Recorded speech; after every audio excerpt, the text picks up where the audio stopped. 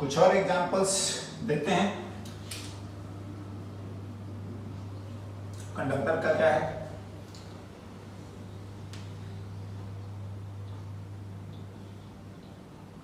ना, hollow conducting sphere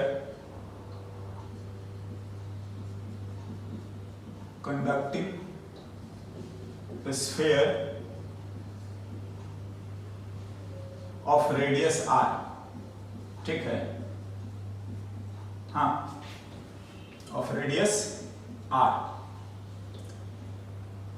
है ना, a point charge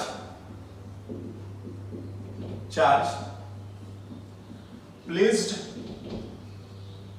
at its center, हाँ, then find the electric field,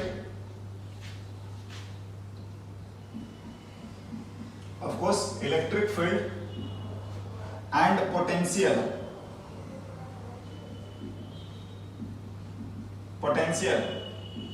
at A, B and C। हम A, B, C को denote कर दे रहे हैं, A, B and C। C जो है वो इसी सेंटर को O बोलो या C बोल देते हैं, ठीक है। चलिए मैं C लिख लेता हूँ, है ना, या ऐसा करो अलग ही रख लेते हैं, ये O है ना, A रहा, एक अंदर एक बाहर, C को रहने देते हैं, हाँ, A एंड B करते हैं, ठीक है। आ जाएंगे उस पर भी आ जाएंगे हम लोग, है ना, अभी तीनों लोकेशन के लिए भी बात करा जाएगा, समझ रहे हैं। तो देखिए फर्स्ट ऑफ ऑल तो आपका जो सॉल्यूशन आता है वो ध्यान दीजिए कि देखिए क्या होता है, कभी भी ना अगर आप इसको कंडक्टर मानते हैं, समझ रहे हैं, तो इसका इफेक्ट बाहर में जीरो आएगा, या हम बोल सकते हैं कोई इफेक्ट नहीं होता, और बाहर वाले का अंदर में भी नहीं होता। मैं इसको थोड़ा सा एलिब्रेट करके समझाता हूं। क्या, देखिए कुछ भी ये कंडक्टर है तो इसकी थिकनेस थोड़ी बहुत तो जरूर होगी, मैं जानबूझ के ये ड्रॉ कर रहा हूं, समझ रहे हैं, ठीक है ना, थिकनेस होगी ना। अगर ये थिकनेस है तो देखिए आप जानते हैं कि इस मेटल के अंदर, इसके अंदर आपका इलेक्ट्रिक फील्ड जो आएगा वो आएगा आपका zero, inside a conductor in वो जीरो आएगा, हाँ ना। तो आप ऐसा काम करो कि अगर यहां पर क्या बोलते हैं Q है, इस सरफेस पर इनर वाले पर x मान लेते हैं, तो आउटर वाले पे -x होना चाहिए। क्यों? क्योंकि इस पर नेट चार्ज कितना था, जीरो। अब देखो हम लोग गॉसियन सरफेस लेते हैं, कैसा, ये कंडक्टर के अंदर अंदर हम आएंगे, फील्ड पोटेंशियल पर भी आएंगे, बट ध्यान दे दीजिए इसको, ये हमारा क्लोज गॉसियन सरफेस है ना। आप जानते हो कि क्लोज गॉसियन सरफेस का अगर हम लोग फ्लक्स लिखते हैं, हाँ जी, E डॉट कितना ds, तो वो आएगा Q इन इनसाइड अपॉन कितना अपसाइलन नॉट, हाँ ना। ध्यान दीजिए और कुछ जीरो नहीं है, इलेक्ट्रिक फील्ड ही जीरो है, और वो भी सभी जगहों पर, तो क्या डॉट प्रोडक्ट जीरो नहीं आएगा, मतलब Q इन कितना होना चाहिए, जीरो। और Q इन जीरो होने का मतलब ये है कि एक आ गया Q और एक आ गया x, मिलाकर जीरो, x की वैल्यू -Q। देखिए ये बात प्लेट जैसा ही है, जैसा प्लेट पर है ना, इसके फेसिंग सरफेस पर मिला के आपको -Q आ जाएगा।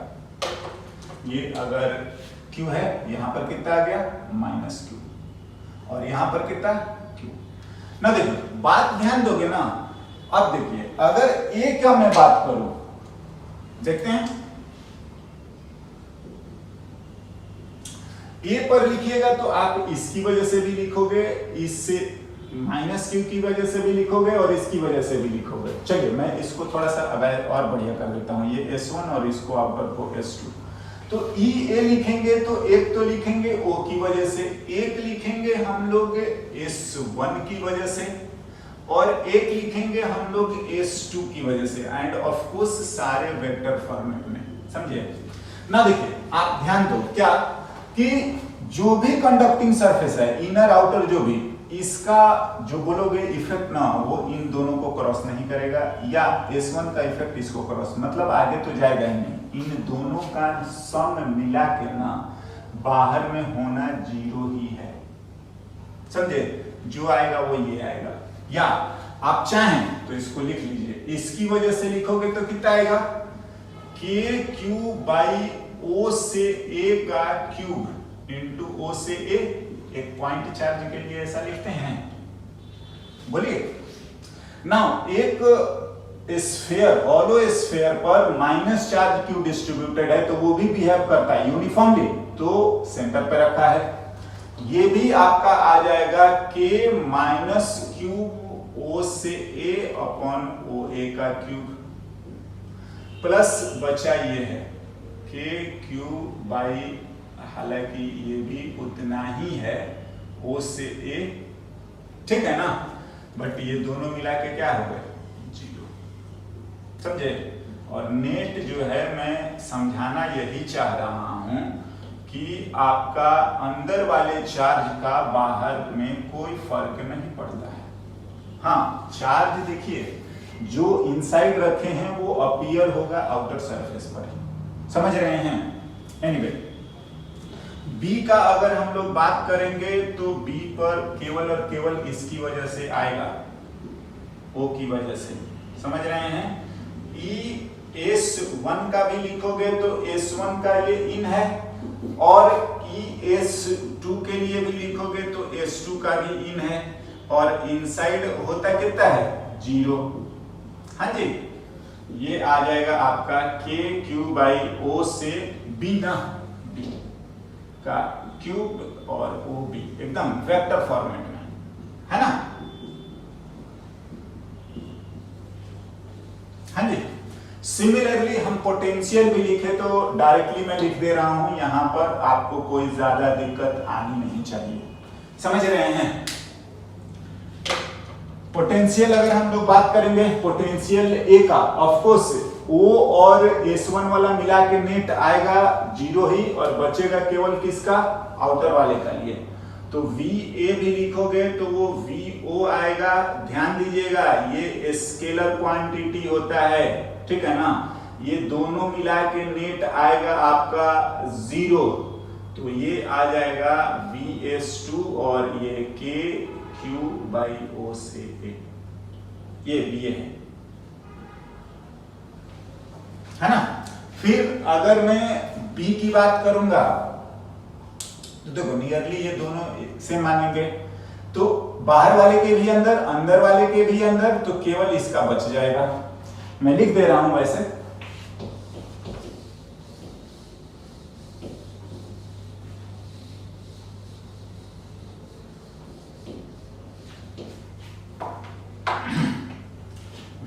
बी की मैं बात करूं, ऑफ कोर्स ये O की वजह से आएगा, ये तो पॉइंट चार्ज है, प्लस VS1 का ये इन है, और VS2 का भी कितना है, इन है। अगर आपका रेडियस अलग अलग रहता है तो वो ऑफ कोर्स अलग अलग होता, लेकिन फिलहाल हम लोग दोनों का रेडियस थिकनेस नेग्लिजिबल मानते हैं। -q अपॉन r लिख लो और प्लस KQ बाई r लिख लो, समझे। ये दोनों मिला के आपका 0 ही हो गए, और ये आ गया KQ बाई O से भी। देखिए हम आपको समझाना अभी भी यही चाह रहे हैं कि फील्ड हो या पोटेंशियल हो, ये चार्ज की प्रॉपर्टी होती है, बिल्कुल। नाउ चार्ज को कंडक्टर अपने हिसाब से रिडिस्ट्रीब्यूट करता है। कैसा कर लिया है हमने, तो चार्ज रखा था केवल इसके सेंटर पर, माइनस यहां पर Q क्या हुआ, इंड्यूस हुआ, और फिर नेट इस पे 0 था, अपर सरफेस पे, आउटर सरफेस पे कितना Q अपीयर होगा, ठीक है ना। एंड जो आपने चार्जेज छुपा रखे थे कंडक्टर के अंदर, वो अपीयर होगा कहां पे, सरफेस पे, राइट ना। इससे रिलेटेड एक दो और हम लोग डिस्कशन करते हैं और क्लियर हो जाएगा।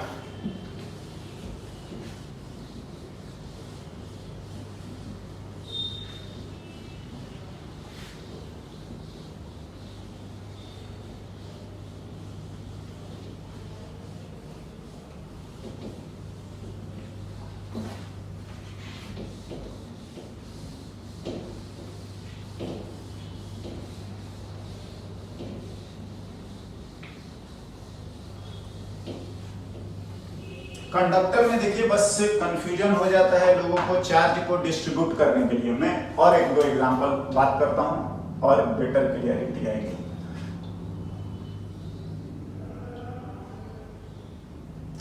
इसमें सिमेट्रिकल कैविटी हम लोग रखते हैं, समझे? और चार्ज को सेंटर पर न रख के मैं किसी अदर पॉइंट पी पर रख देता हूं। हाँ, इसके रेडियस को ए लिख लेते हैं और इस बड़े वाले के रेडियस को बी लिख लेते हैं, है ना? ठीक है, चलिए इनर सरफेस को S1, आउटर सरफेस को S2 लिखते हैं और मैं अब लोकेशन लिखता हूं।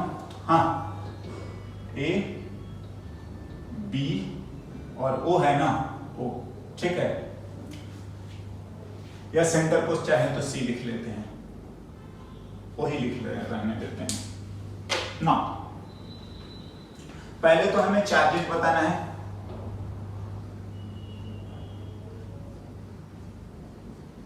कंडक्टिंग,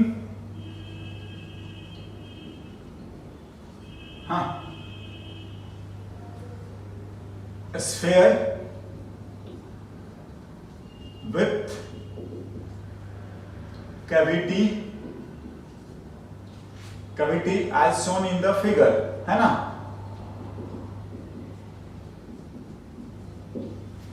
हाँ जी। Then find electric field and potential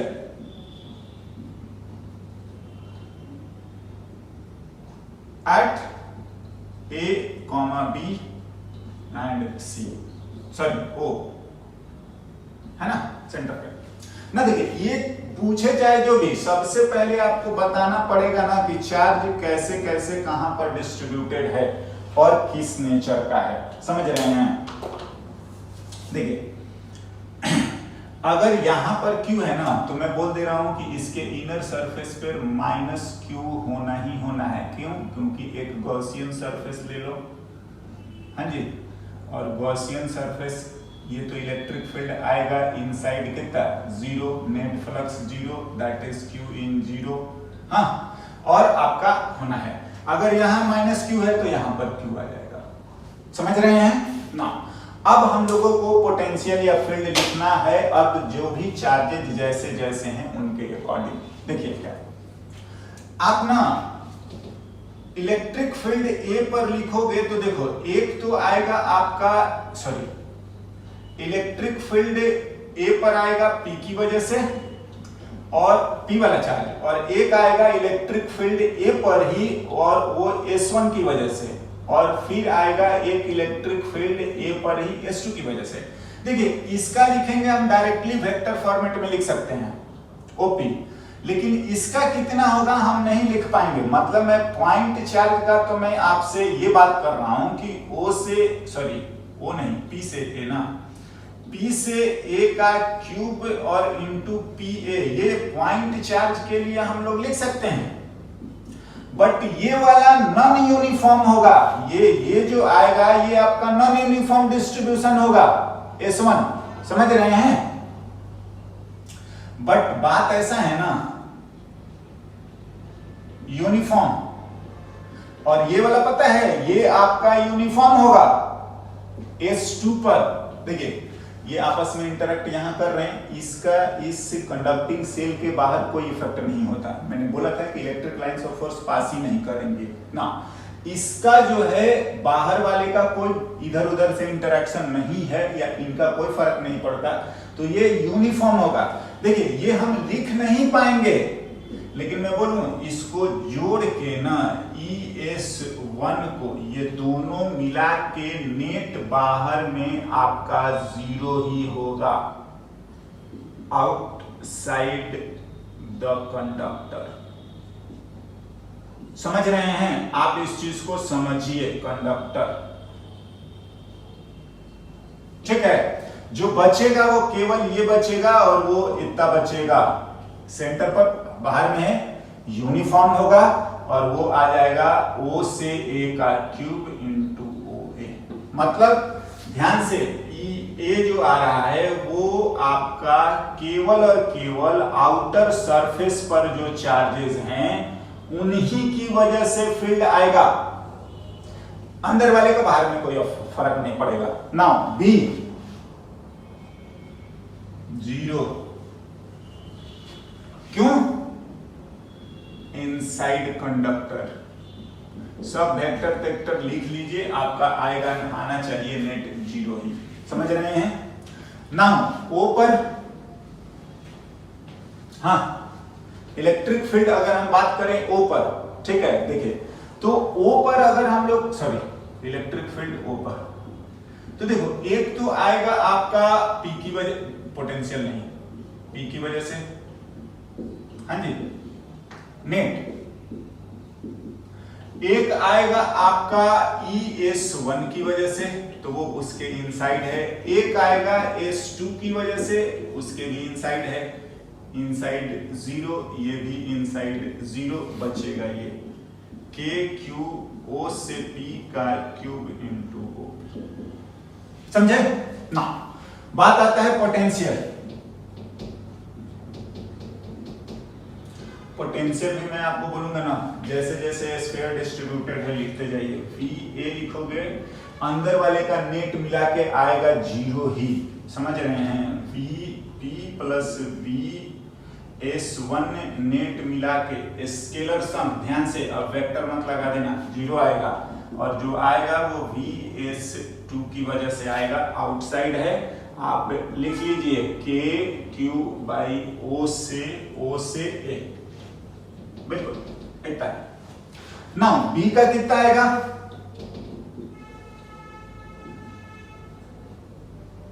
देखो B का लिखना शुरू करो, मैं बोल रहा हूं ना, इसके अंदर है, यूनिफॉर्म है, इसके अंदर है, ये कितना आ जाएगा? हाँ, VS2 का इनसाइड है, और पता है फिर से इन दोनों के बाहर लिख रहे हो ना, ये आप ध्यान दो, ये अंदर वाला से, तो एक चार्ज ये है, एक चीज ये है, ये नेट मिला के आपका 0 ही आएगा। फिर भी मैं लिखूंगा यहाँ पर कि एक तो P की वजह से आएगा और एक VS1 की वजह से आएगा, और ये दोनों नेट मिला के आपके फिर से 0 होंगे। मैं लिखूंगा, एक एक टर्म में लिख दे रहा हूँ एक बार आपको, है ना, सो दैट कि आपको डायरेक्टली नहीं लिख पा रहे हैं तो कम से कम कंफ्यूजन ना हो। देखिए कैसे, VS2 इनसाइड है तो KQ और उसका रेडियस B, हाँ जी, S2 का इन है ना। नाउ इसकी वजह से लिखो, P की वजह से, तो जो भी ये डिस्टेंस है ना और जो ये डिस्ट्रीब्यूशन है, देखिए ये दोनों मिला के आपका नेट 0 आएगा। जबकि मैं बोल रहा हूं, अच्छा चलो इसको लिखता हूं, ये पॉइंट चार्ज के लिए तो हम लोग लिख लेंगे, बट इसका नॉन यूनिफॉर्म डिस्ट्रीब्यूटेड है तो वो ऐसा बिहेव नहीं करेगा कि सेंटर पर रखा गया है, बट आप इसको ऐड करोगे दोनों मिला के तो ये दोनों जरूर 0 आएगा। और मैं साथ में ये भी लिख रहा हूं कि इतना मत लिख देना KQ minus Q by O से B, ये नहीं होगा, एज ये नॉन यूनिफॉर्म है। समझे? हाँ जी, नॉन यूनिफॉर्म है, इतना नहीं होगा, इसके बराबर होगा, सो दैट कि इसका बाहर में इफेक्ट क्या आएगा? 0। हाँ, वैसे भी ये कांस्टेंट है VB और होना चाहिए, क्यों? क्योंकि कंडक्टर एक इक्विपोटेंशियल सरफेस होता है, ये यहां से लेकर यहां तक पूरा मटेरियल ही इतना ही होगा, कांस्टेंट,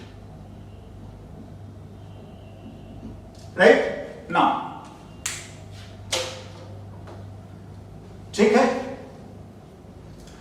कुछ मैं इससे रिलेटेड डायग्राम बनाता हूं और चार्जेस का डिस्ट्रीब्यूशन आपको लिखता हूं, समझे, आपको और थोड़ा बेटर क्लियरिटी आएगी, है ना, कि कैसे सिचुएशन में कैसा हमें चार्ज डिस्ट्रीब्यूशन होगा। देखो यूनिफॉर्म है तो आप जानते हो यूनिफॉर्म हॉलो स्फीयर रहेगा, जैसा भी रहेगा हम उसका लिख सकते हैं, समझे।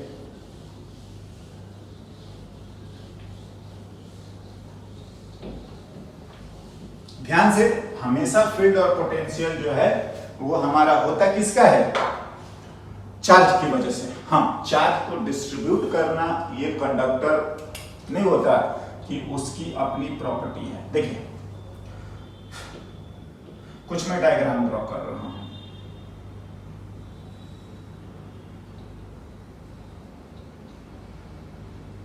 यहां अगर चार्ज Q है, इसके सेंटर पर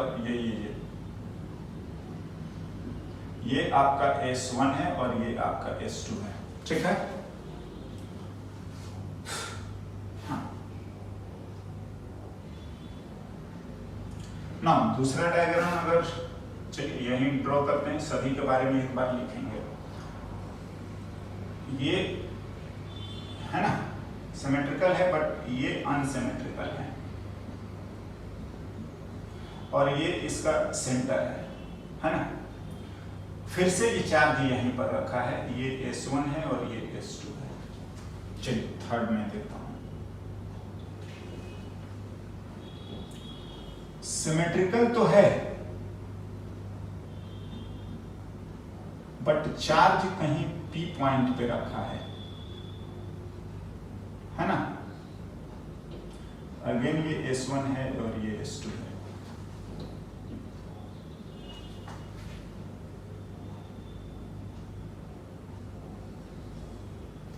और ये सिमेट्रिकल है इस बार।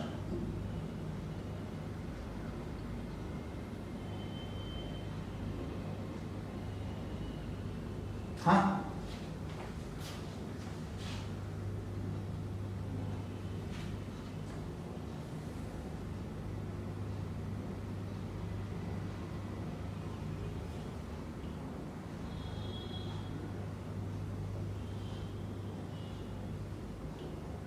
ये पॉइंट P पर रख दिया, ये S1 और ये S2 है।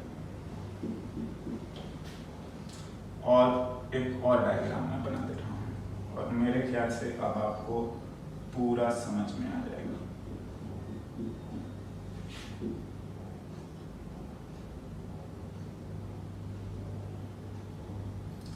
हाँ ना,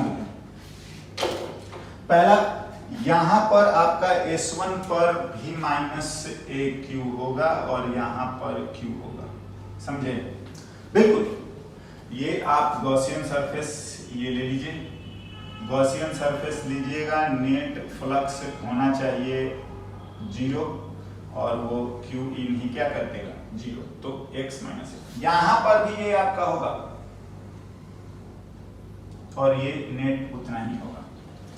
यहां पर भी ये -AQ ही होगा, ठीक है। अगेन आप जैसा भी टेढ़ा मेढ़ा कुछ भी ऐसे वैसे लोगे, नेट 0 आना है ना, गॉसियन सरफेस।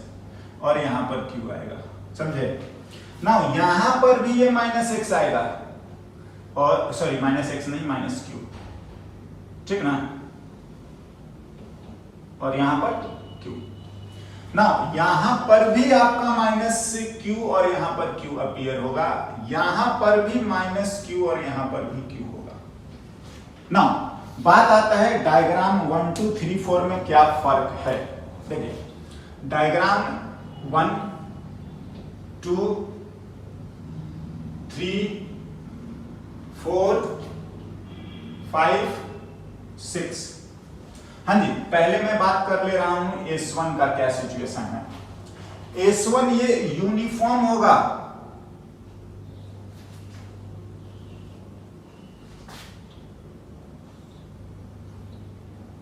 और S2 है ना,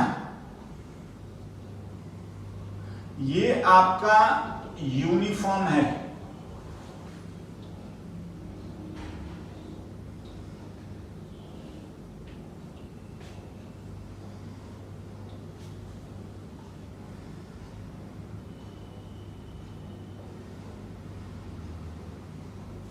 है ना, और S2 पर भी यूनिफॉर्म है,